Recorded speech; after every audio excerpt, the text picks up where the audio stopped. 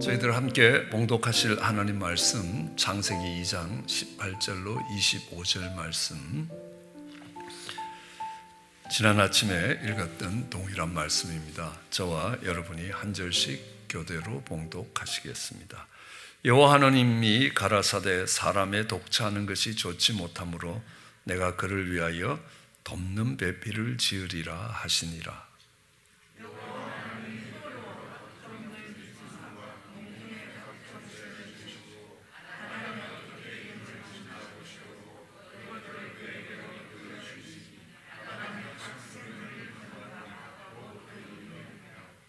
아담이 모든 육축과 공중의 새와 들의 모든 짐승에게 이름을 주니라. 아담이 덮는 배필이 없으므로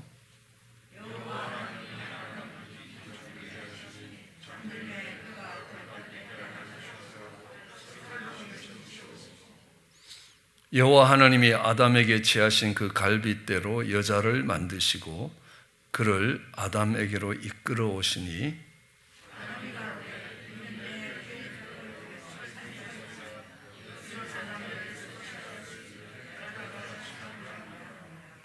이러므로 남자가 부모를 떠나 아내와 연합하여 둘이 한 몸을 이룰지로다.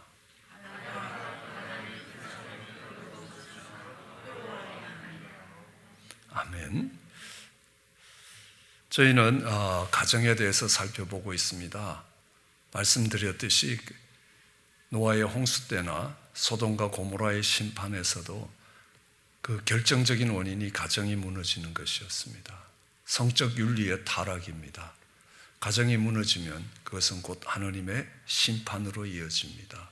왜냐하면 가정은 하나님이 인간을 창조하시고 그들을 복주신 그 창조의 목적을 이룰 수 있는 것이 가정이기 때문에 그렇습니다. 생육하고 번성하라는 겁니다. 분명히 가정을 이루는데 전혀 생육도 안 하고 전혀 번성도 하지 않는 모습들을 봅니다. 가정이 무너진 것이라고 보는 것입니다. 그리고 이 땅을 정복하라. 그리고 이 땅을 다스리라. 그러니까 정복하고 다스릴 수 있는 훈련의 장이 가정이라는 것입니다. 가정은 하나의 가장 작은 공동체입니다. 믿음으로 세워진 공동체고 사랑으로 세워진 공동체입니다. 같은 소망을 갖고 있는 공동체입니다. 가정에서 믿음, 소망, 사랑의 공동체의 원리를 배우지 못하면 그는 다른 공동체 속에서 살아가는 것이 매우 힘들어지게 됩니다. 그 공동체 속에서 어떤 관계를 형성하고 어떻게 살아가야 되느냐를 배울 수 있습니다. 우리는 아내와 남편 속에서 그리스도와 그의 신부된 교회, 우리와의 관계가 어떤 것인가를 배울 수 있습니다. 또 부모와 자식의 관계 속에서 우리는 하나님 아버지와 우리의 관계가 어떤 것인가라는 것들을 배울 수 있습니다. 그리고 공동체를 형성하는 그 가정은 또 지도자가 되는 훈련을 시킵니다. 하나님의 백성으로 정말 왕으로, 제사장으로, 선지자로 살아가는 모습, 이 세상에는 그런 모습이 전혀 없습니다. 왕이 그 백성들을 섬기는 것입니다. 부모가 어린 자녀를 섬기는 것입니다. 먹이고 입히고 키우고 가르쳐야 합니다. 또 정말 백성들의 죄짐을 짊어지고 하나님 앞에 서는 것입니다. 자녀들의 잘못을 짊어지고 그것을 책임지는 부모의 모습들을 배워야 합니다. 거기에 더 나아가서 먼저 세상을 산 그런 경험과 지식으로 자녀들의 삶의 방향을 인도해 가야 하기 때문에 그렇습니다. 그런 가정이 무너지고 나면 하나님은 하나님 나라의 모형을, 창조의 목적을 이루실 수 없기 때문에 곧바로 심판이 된다는 것들을 알 수 있습니다. 오늘날 이 시대가 소돔과 고모라 못지않게 가정들이 붕괴되어 가고 있다라는 것들을 알 수 있습니다. 그러므로 하나님의 심판이 멀지 않았다라는 것들을 우리는 직감할 수 있습니다. 그 가정이 어떤 원리 속에서 세워졌느냐라는 것들을 우리는 배워가야 합니다. 우리가 방금 읽었던 본문 한 절 한 절을 따라가면서 그 가정이 세워진 원리들을 찾아보고 있습니다. 제일 먼저 우리는 지난 시간에 18절 말씀처럼 여호와의 하나님이 가라사대 사람의 독처하는 것이 좋지 못하기 때문에, 가정을 만드는 것은 하나님이 독처하는 것이 좋지 못해서 그렇다 하는 겁니다. 말씀드렸듯이 이 독처함이라는 것은 감정이 나누어지는 것입니다. 의견이 나누어지는 곳은 토론의 장들이 많이 있습니다. 그러나 내 깊숙한 내면의 감정이 나누어지지 않는다면 그 가정의 기능이 상실되었다. 왜냐하면 가정은 그 독처함을 막기 위해서, 독처하는 것이 좋지 못해서 만들어졌기 때문에 가정의 아내든 남편이든 때로는 자녀든 그들이 대화 상대가 없고 감정을 나눌 사람이 없다라고 하면 그 가정은 가정으로서의 기능을 상실하고 있다고 봐야 합니다. 하나님이 아담을 위하여 돕는 배필을 지었다. 그를 위하여 돕는 배필을 지었다. 우리는 이 돕는 배필은 훨씬 더 탁월함을 가지고 다른 사람을 도울 수 있습니다. 수학 문제를 푸는 걸 도와주려면 그 사람보다 더 잘해야 합니다. 하나님이 그렇게 돕는 배필로 하나님이 달란트를 주신 사람들은 자신을 위해서, 자신의 명예와 자신의 출세와 자신의 존재가 얼마나 정말 중요한 존재인가를 증명하기 위해서 살아가는 것이 아니라 연약한 자를, 그러니까 남편을, 갈비뼈 하나 없는 남편을, 라사 하나 빠진 남편을 도와주기 위해서 하나님이 나를 만드셨다는 겁니다. 부모라는 것은 자녀들보다 많은 리소스를 갖고 있습니다. 지식도 갖고 있습니다. 부모의 존재 이유는 자녀들을 잘 섬기고 잘 키워서 그들이 그 부모님들보다 더 낫고 복된 삶을 살도록 도와주는 역할을 하는 겁니다. 부모님이 자녀들로 하여금 너희가 날 도와라 라고 이야기하면 안 된다는 겁니다. 우리는 항상 존재 목적이 무엇입니까? 특별히 하나님께서 많은 은혜를 더하셨다는 것, 많은 물질을 더하시고 많은 재능을 더하시고 많은 지식을 더하셨을 때에 그것이 나를 위한 것이면 악해진다는 것들을 알 수 있습니다. 그를 위하여 사도 바울도 내가 복음의 빚진 자라고 이야기합니다. 왜요? 하나님이 은혜로 정말 하나님의 깊은 복음의 비밀을 깨닫게 한 것이 내가 구원받도록 하게 하신 것 아니라는 겁니다. 이방인을 구원하기 위해서 하나님이 이방에서 자란 그를 긍휼히 여기시고 그에게 은혜를 베푸셨다. 그러기에 나는 빚진 자라는 겁니다. 존재가 빚졌다는, 이방인들이 없다면, 이방인에게 복음을 전할 이유가 없었다면 하나님이 나를 구원하시지도 않았고 하나님이 나를 사도로 세우시지도 않았을 것이다. 그렇기 때문에 내 존재의 이유는 그 이방인들에게 복음을 전하기 위함이라는 겁니다. 존재의 목적이 어디 있느냐라는 겁니다. 왕은, 남편은 그 가정을 아름답게 복되게 섬기고 지키고 모든 필요한 것들을 공급하고 제사장으로 선지자로 서 있어야 합니다. 그러나 그 왕보다 더 탁월한 지식과 탁월한 감정의 풍요로움을 가진 아내는 그가 일을 잘할 수 있도록 돕는 것입니다. 마치 부모가 자녀를 돕는 것과 같다는 겁니다. 돕는 배필로 지었고 그를 위하여. 우리는 무엇 때문에 존재하느냐라는 것들을 한번 늘 다시 질문해 봐야 한다는 것들을 알 수 있습니다. 그런데 그 돕는 배필로 지었는데 그 도움을 받는 아담은 그 19절에 보면 하나님이 모든 들짐승들을 다 짓고 새를 짓고 아담에게 데려오는데 아담이 그 이름을 주더라는 겁니다. 특별히 히브리 사람들의 이름이라는 것은 그냥 부르면 이름이 되는 게 아닙니다. 그 사람의 인생의 목적과 삶의 방식이 그 이름 속에 들어 있습니다. 다니엘 같으면 나는 심판하시는 하나님의 눈길 앞에 삽니다라는 그런 의미를 갖고 있습니다. 그의 삶의 목적이기도 하고 그의 삶의 존재이기도 합니다. 그래서 그 이름이 굉장히 중요합니다. 하나님께서 아브라함의 이름을 아브라함, 베드로의 이름을 시몬에서 베드로로 바꿔주셨다는 겁니다. 이삭은 태어나기도 전에 그 이삭의 이름을 주시는 것입니다. 이런 하나님이 그 이름을 바꾸시는 루스라는 지명을 베델이라는 지명으로 바꾸는 것입니다. 이 갈렙이라는 사람은 기랏 여아림, 아르바에서 가장 큰 도시라고 하던 그 기랏 아르바를 헤브론으로 바꿔놓는 그 사명을 감당하고 있는 것들을 봅니다. 그것이 이름에 걸려있는 하나님의 뜻입니다. 그러니까 이 아담은 하나님의 뜻을 따라서 각 동물의 그 특성과 그들의 존재 목적에 따라 그 이름을 주고 있습니다. 하나님이 보시기에 흡족하게 주고 있습니다. 그것을 잘 마칠 수 있었습니다. 모든 짐승에게 이름을 주었습니다. 이것은 뭐냐면 아담이 혼자서도 하나님이 주신 사명을 넉넉히 잘 감당한다는 겁니다. 하나님이 감당할 수 있도록 지혜를 주시고 능력을 주신다는 겁니다. 그러나 그에게 없는 게 무엇이냐 하면요, 외로움이라는 겁니다. 교제라는 겁니다. 하나님이 그를 위해서 하와를 창조하셨다는 겁니다. 그것은 우리가 살펴보면 하나님이 인생을 그의 형상대로 똑같이 만드신 이유도 동일하다고 볼 수 있습니다.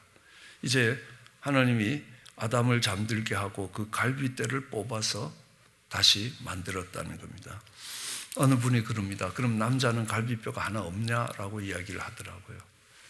그러니까 거기에 대해서 아주 지혜로운 어느 목사님이 대답하는 걸 보면서 아주 무릎을 쳤습니다. 당신은 교통사고가 나서 다리를 잘랐으면 당신 아들은 다리가 잘린 채로 나온다고 생각하시냐? 하나님이 창조하셔서 갈비뼈가 하나 없어졌으면 태어날 때 다음에 태어나는 자녀는 갈비뼈 하나 없는 걸로 나오느냐? 그렇지 않다라는 것을 이야기합니다. 어쨌든 하나님께서 그 갈비뼈를 뽑아서 아담을 창조하셨다는 겁니다. 왜 머리뼈도 아니고 발뼈도 아니고 갈비뼈냐는 겁니다.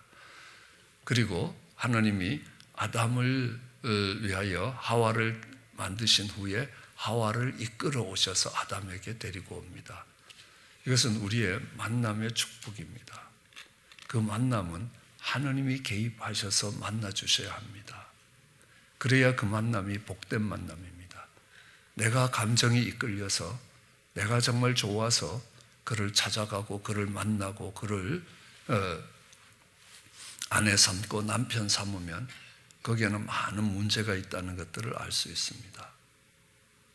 우리는 그러니까 삼손이 왜 실패했는지 잘 알 수 있습니다. 자기 마음에 드는 사람의 딸을 아내 삼았기 때문입니다. 노아의 심판이 일어난 이유도 똑같은 이유입니다. 하나님이 정해주시고 하나님이 이끌어 주셔야만이 그것이 아름다운 만남이 될 수 있다라는 것들을 알 수 있습니다. 그리고 그를 아담에게로 이끌어 오니까 아담이 이야기합니다. 저는 내 뼈 중에 뼈요 살 중에 살이라 라고 대답합니다. 그럼 뼈 중에 뼈라는 것은 내 뼈 중에 가장 중요한 것이라. 그럼 아가서를 뭐라고 이야기합니까? Song of Songs. 그러니까 이 솔로몬이 지은 노래 1000개가 넘는 1004개가 되는 그 중에서 가장 뛰어난 노래가 아가서라는 겁니다. 만왕의 왕이라는 겁니다. 만주의 중이라는 겁니다. King of Kings. 세상에 많은 왕들이 있다 하더라도 그 왕들과 비교도 안 될 수 있는 그 주권자 되시는 왕이라고 이야기합니다. 세상에 많은 주권자가 있지만 그 중에 가장 뛰어나고 탁월한 주라고 이야기할 때 만주의 주요 만왕의 왕이라고 이야기합니다. 그런 것처럼 내 뼈 중에 뼈라는 것은요, 내게 가장 소중한 분이라는 거예요. 내가 세상의 다른 모든 것들을 다 포기하더라도, 아니 비록 내 자녀들까지 포기하더라도 내가 포기할 수 없는 것이 아내라라는 말입니다. 내 뼈 중에 뼈요, 내 살 중에 살이라는 겁니다. 그런데 문제는 뭐냐 하면 죄가 들어오고 난 뒤에 아담은 그 아내를 뭐라고 이야기합니까?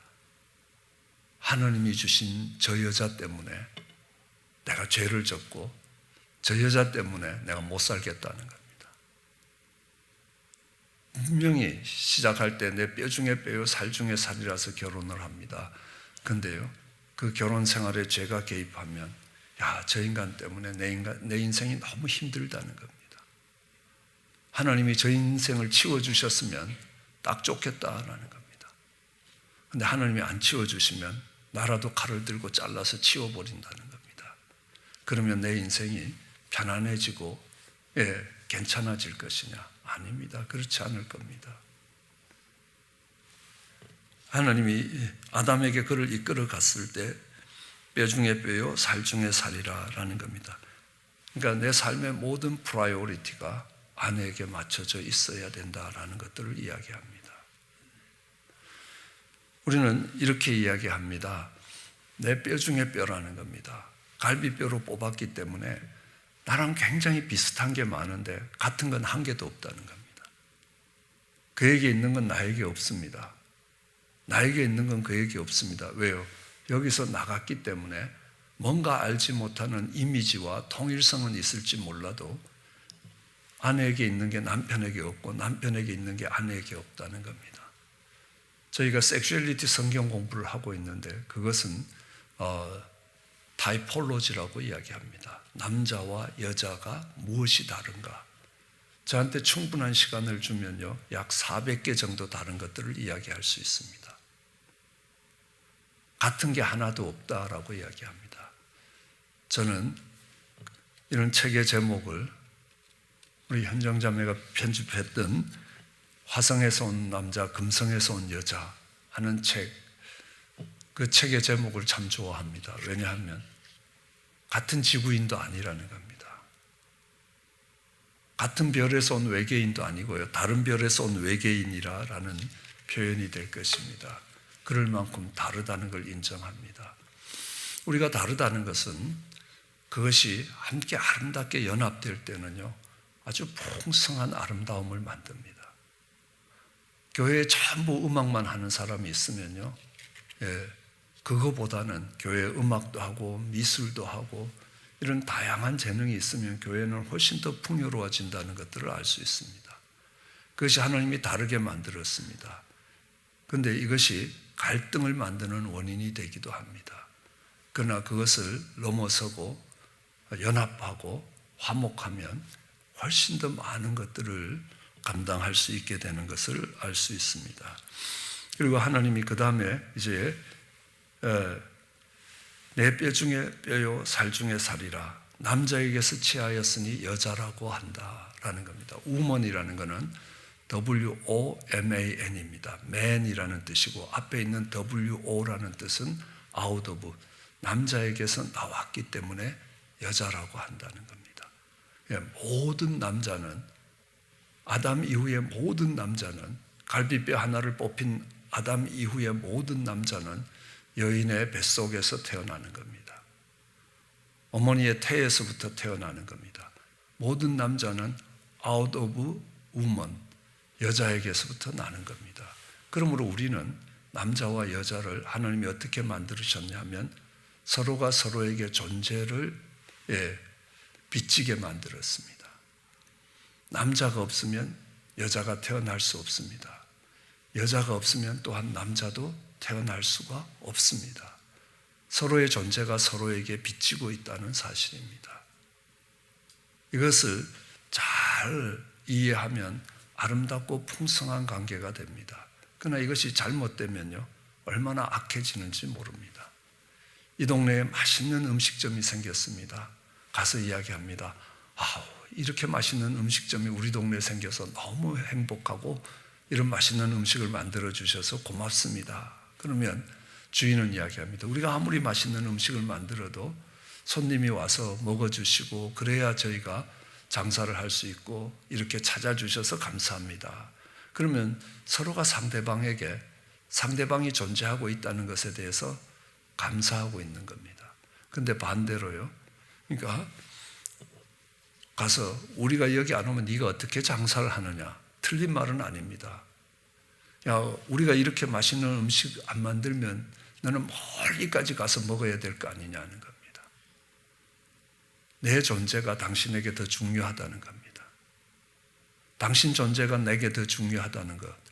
그래서 이렇게 이야기합니다. 가끔 이렇게 이야기하죠. 옆에 한번 얘기해 보시면 도움이 될 겁니다. 당신 없으면 나 못 삽니다. 한번 해보실래요? 당신 없으면 내가 존재하기가 어렵습니다. 여러분 기도를 하고 예배를 드려도 나 혼자 예배를 드려보십시오.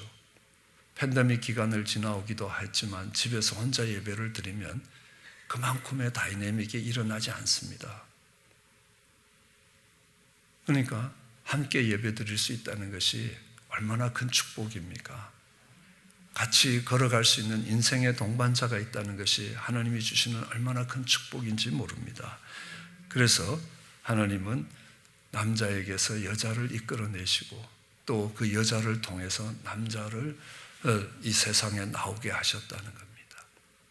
항상 이건 남자와 여자뿐만 아니라 예수님과 우리의 관계 속에서도 형제와 형제, 형제와 자매, 자매와 자매의 관계 속에서도 서로의 존재가 빚져 있다라고 생각하면 그 관계는 참으로 아름다운 관계가 되는 것입니다. 그래서 이제 이름으로 그렇기 때문에 아내와 남편의 관계가 그런 관계라면 남자가 부모를 떠나 그 아내와 연합해야 된다는 겁니다. 여기서 중요한 것은 아담이 부모를 떠나야 한다는 사실입니다. 이렇게 부모를 떠나지 못하는 사람들이 있습니다. 어떤 사람이냐? 사춘기가 없었던 사람들입니다. 사춘기는 부모의 인생은 부모의 인생이고 내 인생은 내 인생이라는 겁니다. 그때부터 부모가 시키는 건 다 안 하기 시작합니다. 자기 인생이 시작되는 겁니다. 부모를 떠나는 겁니다. 그렇다고 그 집에서 나오라, 그것도 아니고 부모를 만나지 말라 이런 뜻도 아닙니다. 하나님 앞에 서 있는 인생으로서 홀로 부모님의 자녀로 서 있는 것 아닙니다. 저는 저희 딸이 21살이 될 때까지 이렇게 했습니다. 나는 아무 때나 네 방에 가서 네 방을 조사할 수 있고 나는 아무 때나 네 전화를 도청할 수 있다. 왜냐하면 네가 21살이 될 때까지는 네가 범하는 모든 죄가 네 죄가 아니라 내 죄이기 때문에 그렇다. 이스라엘 백성들이 광야에서 금송아지를 만들 때 20살 이하가 되는 사람들은 하나님이 그 죄를 묻지 않았습니다. 그렇지만 20살 이상 되는 사람, 21살 이상 되는 사람들은 그 죄의 책임으로 여호수아와 갈렙을 제외하고 아무도 약속의 땅에 들어가지 못했습니다. 그렇기 때문에 네가 21살 될 때까지는 네 죄가 내 죄라라고, 그렇기 때문에 내가 너를 이렇게 지켜봐야 된다. 내가 그런 권한을 가지고 있다는 겁니다. I reserve the right to monitor your life. 내가 네 인생을 모니터할 수 있는 권한을 보유하고 있다는 겁니다. 내가 그걸 하든 안 하든 그거는 모르겠지만 그것을 갖고 있다는 걸 알아라. 그 대신 네가 21살이 되면 내가 너를 딸이라고 생각하지 아니하고 인생을 함께 걸어가는 동역자라고 생각할 거다. 그럼에도 불구하고 네가 아빠의 경험과 지혜가 필요하면 내가 모든 걸 제쳐두고도 내가 너를 도울 것이다 라고 이야기했습니다. 저는 지금도 그런 원리 속에서 살아가고 있다고 생각합니다. 그런 것처럼 남자가 부모를 떠나야 합니다. 남자가 부모를 떠나지 못하면요, 효자라는 소리는 듣습니다. 그러나 제가 판단하기에 이 세상에 효자는 없습니다. 소울타이라는 정신병입니다. 내가 정말 복음으로 거듭나서 내 부모님의 존재가 내게 어떤 의미고 또 교회에서도 마찬가지고 어른의 존재가 어떤 것인가를 이해해서 다시 거듭난 후에 효자가 된다면 모르겠는데 그렇지 않는 상태에서의 효자는 없습니다. 한 부모는 10아들을 키우지만 10아들은 한 부모를 못 섬긴다라는 말이 있습니다. 틀리지 않다고 생각합니다. 왜냐하면 본인의 가정을 이끌어가기에도 힘에 벅차기 때문에 그렇습니다. 그래서 남자가 부모를 떠나 아내와 연합해야 됩니다. 연결돼서 합해야 됩니다. 연결되지 않으면 안 됩니다. 사랑의 띠로 우리는 하나가 된다는 것입니다. 이 연합에 대한 것들은 우리가 섹슈얼리티 성경 공부에서 자세히 배울 수 있을 것입니다. 둘이 한 몸이 된다라는 겁니다. Two shall be one. 여러분, 이거는 많이 설명드렸지만 더하기로 사는 사람들은 절대로 하나가 안 됩니다. 1 더하기 1은 2가 되는 겁니다. 네 인생은 네 인생이고 내 인생은 내 인생입니다. 1 곱하기 1은 1이 됩니다. 더하기로 사는 것, 곱하기로 사는 것 고민하다가 이렇게 설명하면 되겠다는 지혜를 얻었습니다. 마늘하고 고추를 섞었습니다. 한참 섞어놨습니다. 그러다가 헤어지기로 했습니다. 마늘은 마늘대로, 고추는 고추대로 빼면 이제 다시 나누어질 수 있습니다. 빼기를 하면 됩니다. 근데요, 마늘하고 고추를 넣고 같이 찧었습니다. 그럼 어떻게 됩니까? 양념이 한 통 됐습니다. 이 한 통 된 양념은 다시 고추로 마늘로 돌아갈 수가 없다는 겁니다. 원형으로 못 돌아간다는 겁니다. 그것이 하나 되는 것의 특징이라는 겁니다. 그렇기 때문에 하나님께서 짝지어 놓은 것을 사람이 나눌 수 없다는 겁니다. 그것이 빼기가 안 된다는 이야기가 아닙니다. 이게 하나가 된 상태에서 더 이상 나누어지는 것이, 그 빼서 원상으로 돌아가는 것이 불가능하게 돼 있는 것이라고 이야기합니다. 그래서 이 하나가 된다는 것이 무엇을 의미하느냐 하는 것입니다. 그것이 그들이 공동체를 이루고 있다는 것입니다. 가장 작은 공동체입니다. 그러니까 열심히 각자의 자리에서 일하고 또 필요한 것들이 서로 나누어지는 아름다운 공동체의 모습입니다. 공산주의가 그 사도행전 2장에 그 공동체를 만들려고 했습니다. 그렇지만 그들이 정말 사랑으로, 믿음으로, 소망 가운데서 거듭남으로 만드는 공동체가 아니고, 그들이 인위적으로 만드는 공동체가 결국 그것이 유토피아가 아니라, 천국 같은 공동체가 아니라 더 잔인하고 더 비참한 공동체로 전락해버렸다는 것들을 알 수 있습니다. 그러나 그들의 이상만은 성경에서 왔다는 사실입니다. 가정이 가장 아름다운 이유 중에 하나도 그들이 공동체입니다. 바깥에 나가서 열심히 일하는 남편이 나 하나 잘 먹고 나 하나 편안하기 위해서 일하지 않습니다. 가정을 섬기기 위해서 일합니다. 자녀들을 가르치기 위해서, 잘 가르치기 위해서 일합니다. 그가 열심히 일하지만 필요에 따라 나누는 것 아닙니까? 그런 아름다운 공동체가 형성되어 있던 것이 가정이었습니다. 똑같이 그 공동체가 확대된 것이 교회라고 생각을 합니다.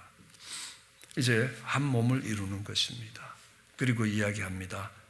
아내와 아담과 그 아내 두 사람이 벌거벗었으나 부끄러워하지 않는다는 겁니다. 여러분, 내가 내 아픔을 드러냈을 때 그게 조롱거리가 되고 또 입방아거리가 되면 아픔을 드러내지 못합니다. 자, 저희 교회에서 참 감사한 것이 우리 성도님들이 간증을 할 때 참 눈물겨울 때가 참 많습니다. 그리고 이런 소리를 자주 들었습니다. 교회 온 지 얼마 안 되는 사람들이 저 사람 저 간증하고 어떻게 얼굴 들고 교회 다닐 수 있냐고요. 교회 다닐 수 있다고? 우린 다 그런 사람이라고. 우리 교회에 있는 사람들이 다 아둘람 동굴의 400인처럼 다 그런 아픔이 있고, 우리는 죄가 없는 사람이 없다는 것처럼요, 제가 남겨놓은 상처가 없는 사람이 없다는 겁니다. 내가 그 아픔을 드러내고 내 부끄러움을 드러냈을 때에 그것이 덮여지고 그것이 위로가 되어서 돌아오고, 그렇다면 내 아픔을 드러낼 수 있습니다.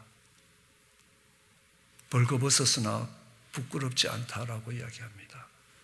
여러분, 어느 곳에 가서, 어느 셀에 가든지 작은 공동체에 가서 그분들이 어떤 기도 제목으로 같이 기도하는가, 그 기도 제목을 들어보면요, 이 공동체가 얼마나 강한 공동체인가를 알 수 있습니다.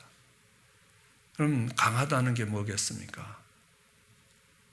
사단이 아무리 흔들어도 흔들리지 않는다는 강한 교회는 어떤 교회이겠습니까? 사람이 많은 교회 아닙니다.